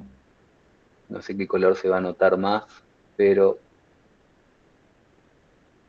ahí hay una línea verde y ahí hay otra línea verde, y entre esas dos líneas verdes hay poca distancia. Idealmente entre esas dos líneas necesitamos incorporar dos elementos, o sea, uno mínimo, pero a veces dos para conseguir un mejor resultado, lo que genera una malla extremadamente densa y a veces con muchos problemas, porque si esos dos puntos se tocan tenemos mala calidad de malla, y pasamos de esa malla extremadamente densa al resto del dominio, que es muchísimo más grueso. Y eso trae bastantes problemas. Si no tienen, o sea, si saben lo que hacen, sufren un poco. Si no tienen experiencia previa, están un rato hasta que logran una buena calidad y algo que converja en este tipo de modelos, si son tan ambiciosos de querer incorporar todas estas cosas. Bien, creo que tengo dos últimos ejemplos. Este ejemplo es del mismo archivo que hice el anterior, que es Iñaki. Iñaki trabaja en rocas, y es decir, es una persona que trabaja en rocas. Estaba en Argentina, ahora está en UK, pero bueno, sigue trabajando en rocas. El señor Iñaki hizo este ejemplo también, por ejemplo, de Cerro Vanguardias, donde modeló el mismo problema con discontinuidades explícitas y discontinuidades implícitas, y logró el mismo factor de seguridad calibrándolos de la misma forma. Intentó captar el mismo comportamiento de ambas formas y podés conseguir el mismo comportamiento en general. Lo que sí vean justamente, como en la falla, justamente pueden ver cómo se van juntando esas discontinuidades, y acá tienen en esta dirección los saltos de los puentes de roca, que son fallas por tracción, y después acá empiezan a seguir una cierta línea recta, que son fallas de cortes que van conectando las discontinuidades, y al final medio que la falla cruza todo, y cuando está cruzando en esta dirección ya no está fallando, no está uniendo puntos de discontinuidades, sino que está generando una falla directamente en nuestro macizo, en la roca intacta.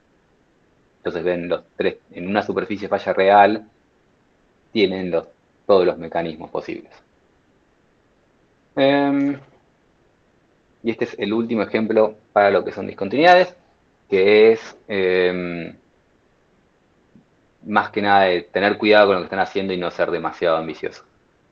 Esto fue un ejercicio, no fue parte de un trabajo, fue un ejercicio que había hecho este chico, no sé qué había hecho con Alejo, porque lo estaba haciendo, pero era más que nada académico, y primero lo que intentó es incorporar una estructura extremadamente densa, con una malla que no era, no tenía una densidad suficiente para incorporar este tipo de problemas.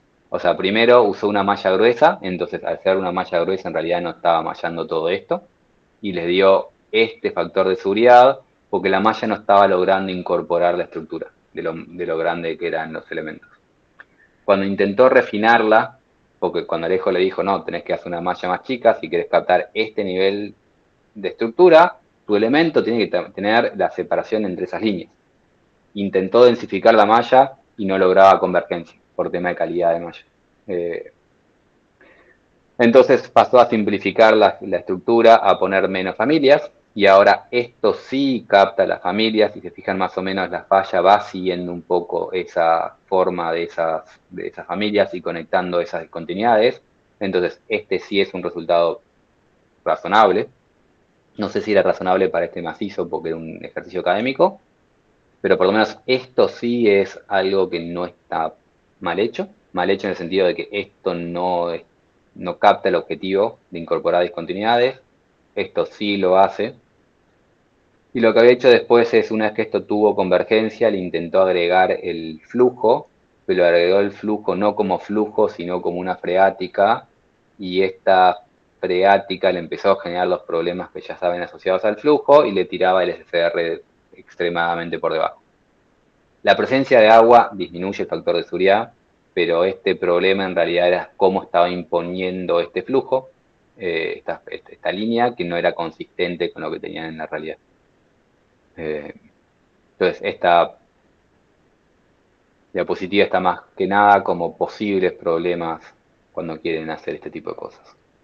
¿Consultas hasta acá? Tengo un par de diapositivas más, pero no de discontinuidades explícitas en FEM.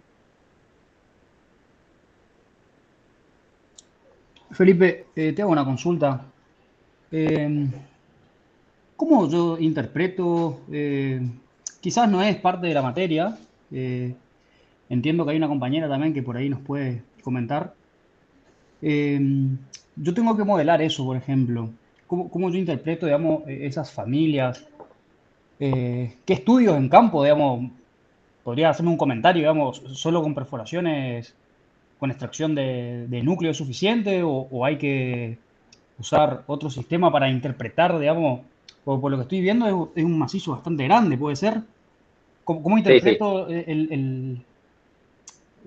no sé si me explico, digamos, la formación, digamos, de ese macizo, digamos, de esas familias de fisuras? Dejo la pregunta abierta a ver si alguien se anima y sabe. Te cuento primero mientras alguien piensa si se anima. Cuando yo tuve que hacer esto, justamente tenía un open pit que era gigante. Ahora, ese trabajo lo hizo había gente, geólogos, que sabían hacer esto, no sé cómo exactamente lo hacen, creo que ahí nadie va a abrir el micrófono, pero los Sí, geólogos me dijeron cómo era y yo lo modelé. Te escucho. sí. Lucas, ¿qué tal? Buena. Sí, mira, te comento un poco. Sí, nosotros lo que hacemos son perforaciones. De hecho, ahora, por ejemplo, donde estoy trabajando, el máximo que tuvimos fueron 700 metros, donde nosotros vamos midiendo las estructuras. Sí, vamos midiendo las estructuras. Tenemos distintos también, podemos hacer televiewer, no sé si ustedes saben, una camarita, vamos viendo las estructuras por dentro, una vez que está perforado el sondaje.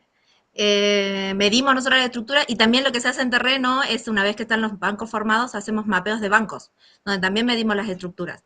Y a esas estructuras las caracterizamos. En los sondajes hacemos uno a uno, que es lo que hacemos caracterización como yo, mapeamos cada estructura y las caracterizamos, como comentó acá Felipe, desde el relleno, qué tipo de relleno, cómo son si son onduladas, si son planares, si bueno, toda esa caracterización. Y también lo hacemos en terreno, como te decía, cuando tenemos formados los bancos. Lo que hacemos, vamos con una brújula y medimos la estructura. Y pues medimos distintos sets que no vamos a medir, como dice acá Felipe, todas las estructuras que ves, sino los más representativos. En general, para formar un cubo, ¿qué es lo que hacemos? 3, 4. Y ahora en el proyecto donde estoy, es acá en Salvador, acá en Chile, la roca es bastante buena, eso es bueno. No hemos tenido tantas estructuras y tantas complicaciones, porque primero también hay que saber diferenciar entre lo que es un join, una diaclasa, que son aperturas, y una falla, lo que decía recién Felipe, ya tiene comportamiento de desplazamiento, que eso lo hace complejo ya el macizo, que ahí puede fallar. Por eso que yo hacía hincapié en el tema del modelamiento. Si caracterizamos la falla, obviamente ahí va a ser menor el factor de seguridad, porque se nos va a ir el macizo por ese lado. No sé si se entendió. Hola Nadia, muchísimas gracias por tus comentarios. Sí, se entendió perfecto. Por ahí Pero también hablo mi muy pregunta rápido. iba a eso. No, mi pregunta iba a eso, justamente, a que si, digamos, haciendo perforaciones, eso lo de la cámara, había escuchado también que se baja una cámara y se veía. Pensé que era algo más rudimentario eso, pero No. mirá, Lucas, me viene al pelo. No, y lo otro también, nosotros también acá hacemos sondajes orientados, que eso también tiene un dispositivo donde vamos, donde se va perforando y orientando a la vez, y nosotros acá allá en lo que muestra, donde hacemos el análisis de las rocas, vamos viendo las estructuras con la orientación real de la perforación, y luego hacemos un match entre lo que es el teleview y nos hacemos nuestro control de calidad también. O sea, es muy importante saber las direcciones de las estructuras, por eso que se trabaja bien fuerte en eso. No sé si quedó claro, me he medio enredada para explicar algunas No, veces, pero quedó claro, Nadia. Está perfecto. La verdad que me aclaraste la duda, sí. Muchísimas gracias. Lucas, no, dale, de nada. Lucas, para complementar lo que comentaba Nadia, por ahí cuando los proyectos no cuentan con presupuestos tan abultados, digamos, como son proyectos mineros, en lo que es el reconocimiento de campo in situ, también puedes hacer a partir de las clasificaciones del macizo rocoso in situ, ya sea, por ejemplo, si tenés que excavar una ladera, los geólogos o los geotecnistas en sí, o van y se cuelgan por el talud tipo andinistas, digamos, y van haciendo clasificaciones en distintos puntos, o tal vez no es necesario que te cuelgues por el talud, tal vez hay accesos y vas haciendo las clasificaciones del macizo rocoso, como comentaba Nadia, vas caracterizando las distintas familias de discontinuidades. Separación, continuidad, tipo de relleno, y todos los demás parámetros necesarios para poder hacer la clasificación y que luego te sirven como input para el software. Perfecto, Octavio. Había escuchado algo de eso también. ¿Y métodos geofísicos se suelen usar también en las rocas? Para Nadia también la pregunta, ¿no? Sí, se hacen también. Pero bueno, yo lo tengo más, lo apunto más al tema de exploratorio, digamos, obviamente. Que vas viendo ahí distintas. Los geofísicos no sé si estarían sirviendo como inputs en este caso de lo que estamos viendo con el software. Porque con el geofísico puedes llegar a, no sé, a estimar un módulo Young o BP, velocidades de onda y demás. No estoy seguro si pueden servir para justamente esto que estamos viendo. Felipe, pero los módulos uno utiliza también como parámetro de entrada. O sea que de alguna manera podría usar también algún método geofísico o si no, con un núcleo a Sí, sacar en el laboratorio. el tema es que en la geofísica de todo esto no tenés la precisión en realidad de las direcciones que tiene tu estructura. Claro, exacto. No es que no te sirve, pero no, o sea, depende del nivel de que estás trabajando. De hecho, en los proyectos muchas veces, antes de empezar a excavar, haces algo parecido a lo que dice Octavio, y después a medida que vas avanzando, podés mejorar tus modelos con los datos y las cosas que decía Nadia, que son cosas que están continuamente avanzando. Siempre lo que son rocas y macizos rocosos, lo que vos pensás que vas a tener no es lo que terminás teniendo, entonces tenés que estar actualizando los modelos a medida que tenés más información.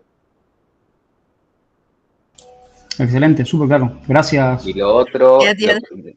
Disculpa, y Gracias. a otra también, también tomamos muestras y mandamos al laboratorio. De hecho, ahora en 2 semanas más tengo que ir al laboratorio para ver. Cada 20 metros estamos tomando y hacemos pruebas triaxiales, UCS y todo. Así que vamos mejorando. Y es como dice acá Felipe. De hecho, nosotros terminamos una campaña donde vamos alimentando el modelo, lo que se va generando ahora para la extracción. Y último comentario vinculado a lo que ha dicho Nadia. Por un lado, vos ponés las familias estas de estructuras con lo que estás viendo en pantalla, y después si tenés una falla, ponés la falla explícita por separado. Entonces juntás las dos cosas de falla explícita acá y después estructura. Vas combinando esas cosas. Pero bueno, lo que es roca es súper, tenés que estar continuamente avanzando. El chico este Iñaki, que ahora trabaja bastante en esas cosas, cuando te metes en minas subterráneas es siempre una sorpresa lo que te encontrás. Por más que tengas buenos estudios, tenés que ir cambiando continuamente las cosas. Pensá que estás a grandes profundidades, que es muy difícil saber que tenés a 300 metros de donde estás y estás a más distancia. Gracias, Felipe, muy amable. Y gracias, compañeros, también. Gracias a ambos por participar, por explicar cosas que no tengo ni idea, así que muchísimas gracias. Bien, avanzo con el resto de la presentación, que es más que nada los otros métodos, no queda mucho, las cosas que no son, no me está ahí está, no son FEM, que uno era lo de UDEC, 3DEC y esas cosas, que son los modelos de bloques, que los modelos de bloques, básicamente ahí ven justamente bloques, son bloques explícitos, y entre bloques está el sector con discontinuidades que puede desplazarse. Para hacer estos modelos muchas veces sirve esto de mallas tipo Voronoi, que te generan estos polígonos, por eso este más separado de cómo logramos hacer la geometría. Tenemos los bloques y después, dependiendo el programa, hace cosas distintas, pero básicamente la idea es que lo que se va a mover es el contacto entre los bloques. Entonces le ponemos propiedades a esas líneas verdes y todo lo que puede fallar suele pasar por esas líneas verdes. Entonces la modelación constitutiva se reduce a modelar el contacto y no el continuo, porque generalmente el sólido gris es un sólido elástico y simplemente es algo elástico que va deslizando en función de las propiedades de esos contactos entre los bloques. Las ventajas es que puede propagar fractura y no sé si creo que estoy en desacuerdo con el término propagar fractura, pero sí, como que pueden hacer una falla que vaya juntando esas líneas verdes en esos contactos predefinidos. Entonces pueden modelar realmente propagación, que en elementos finitos es mucho más difícil. O sea, cuando empieza realmente esto a desplazarse, siempre sepan que en elementos finitos grandes deformaciones es difícil de captar, y más cuando son desplazamientos discretos de un punto al otro. En cambio, con esto, como la física es distinta, pueden justamente modelar mejor falla. Permite localizar estas deformaciones, o sea, los puntos, como no es una malla continua, se pueden desplazar bastante tranquilos uno respecto al otro. En lo que hablaba antes de interfaces, por más que en las interfaces hay un desplazamiento relativo, pero dependiendo de la interfaz, ese desplazamiento relativo no puede ser muy grande. Esto capta mejor esos deslizamientos entre contactos. El problema es que en la gran mayoría de los programas esos bloques son elásticos, y cuando el bloque es elástico puede bloquear en el sentido no bloqueo numérico, sino que empieza a deslizarse y de repente tenés un dientito ahí, y ese dientito es infinitamente resistente, entonces se queda acá y no puede seguir esto bajando, porque no puede romper el diente. Por más que el diente tenga un micrón, si bloqueó es elástico y ahí quedó y no sigue desplazando el bloque. Entonces muchas veces la geometría nos frustra los mecanismos de falla y es difícil hacer geometrías que no tengan algún tipo de bloqueo de ese estilo.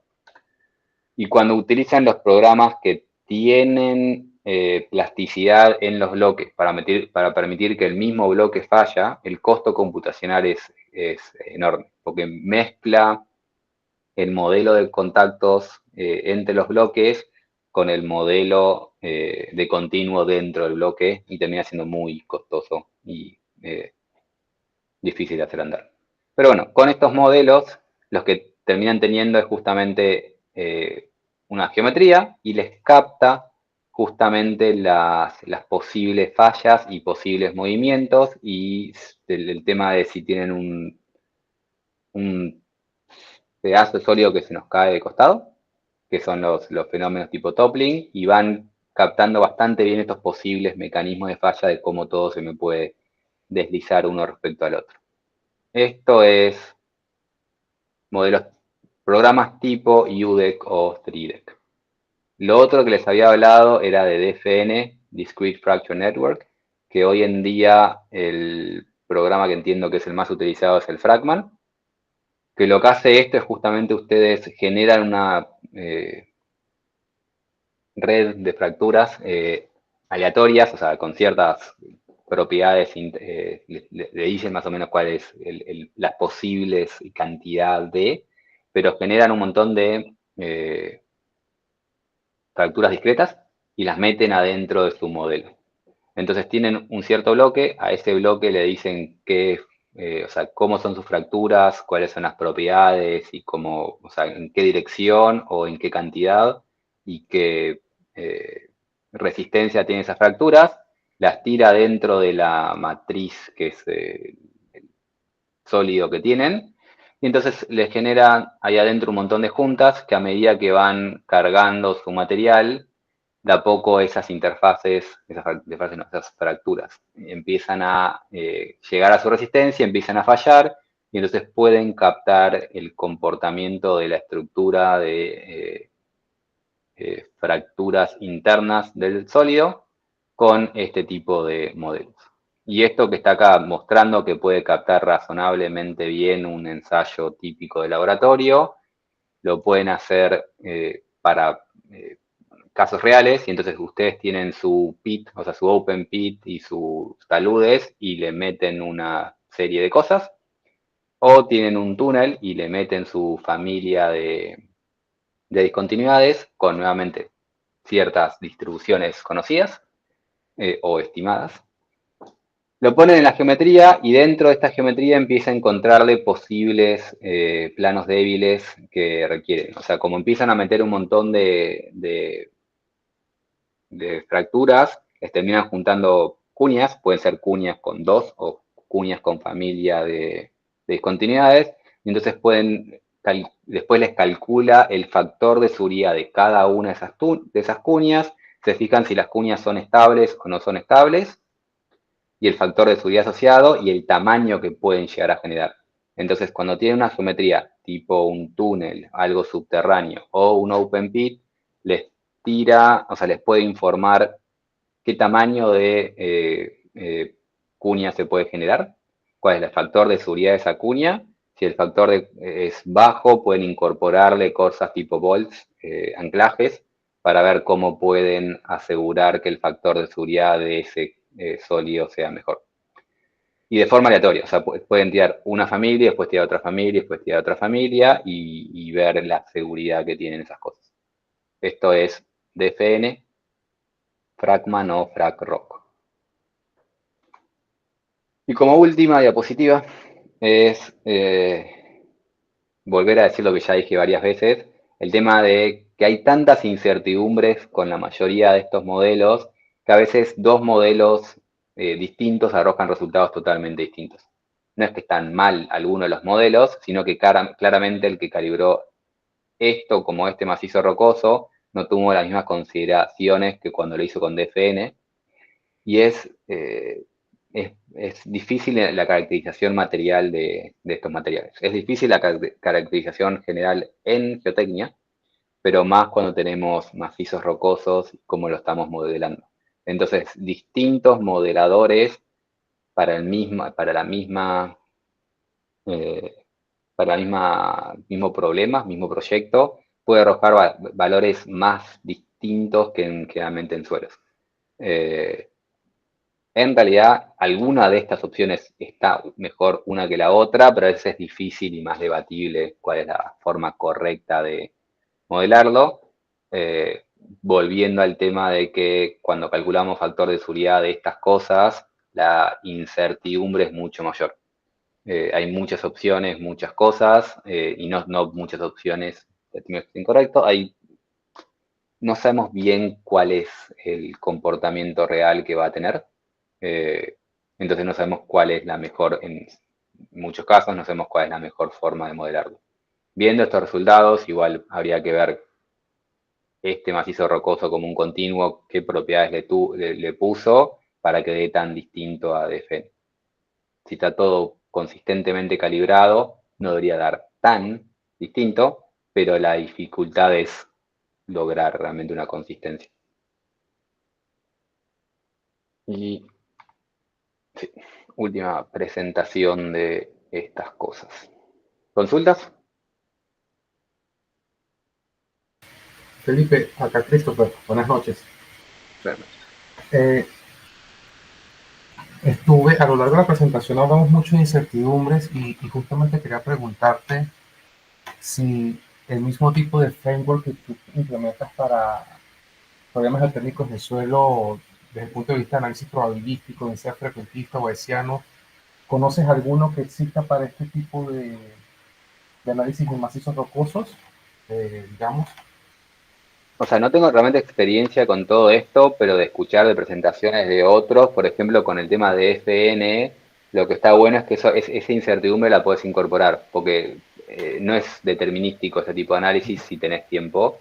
Vos podés hacer más de una prueba e ir viendo, hacer análisis probabilístico con estas cosas. Tengo entendido que vos podés ponerle, o sea, le das ciertas propiedades iniciales y te genera uno y después te genera otro y después te genera otro y después te genera otro. Entonces te genera no solo el factor de seguridad de las cuñas, sino que te calcula, por ejemplo, la probabilidad de que falle un bloque de más de 3 metros. Ok. No, perfecto. Como que Pero puedes digamos, incorporarlo eso en esos juegos. en ese en específico, habría que buscar a ver qué otras cosas hay, ¿no? Claro, sí, y ahí no tengo conocimiento. Nunca usé RC2, por ejemplo. No sé dentro de RC2 qué cosa así probabilística tenés. Para buscar probabilidades de y no solo factores de seguridad. Claro. Gracias.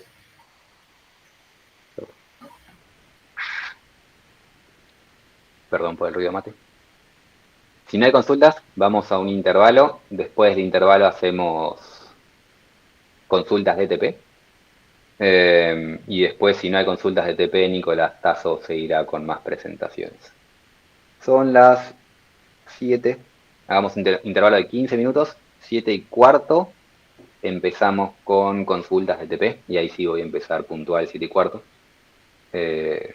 Y los escucho a ustedes y idealmente presentan algo. Así que nos vemos en 15 minutos.